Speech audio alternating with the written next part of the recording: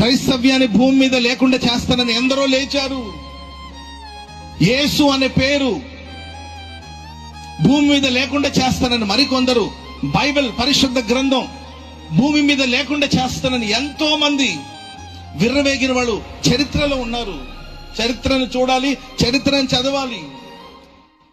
చరిత్రలో ఎందరో యేసుక్రీస్తు ప్రభుల వారికి, దేవుని వాక్యానికి, బైబిల్కి వ్యతిరేకంగా లేచి క్రైస్తవ్యాన్ని భూమి మీద లేకుండా చేస్తానన్న వాళ్ళందరూ కూడా వాళ్ళు భూమి మీద లేకుండా పోయారు. కానీ దేవుని వాక్యాన్ని ఎవడు ఆపలేకపోయాడు, అణచలేకపోయాడండి. వాక్యం ప్రపంచమంతా వ్యాపిస్తూనే ఉంది. చెప్పలు కూడా మందరు గట్టిగా గట్టి గట్టి గట్టిగా హల్లెలూయా. ఒకడు అన్నాడు, ఆయన ఒక గ్రంథాన్ని రచించి ఈ గ్రంథం ప్రపంచమంతా చాటి చెప్పి కొంతకాలం తర్వాత పరిశుద్ధ గ్రంథం బైబిల్లో లేకుండా చేస్తానని ఒకడు సవాలు విసిరాడండి. ఆ తర్వాత కాలంలో అతడు మరణించాడు. అతని స్థలాన్ని, అతని ఇంటిని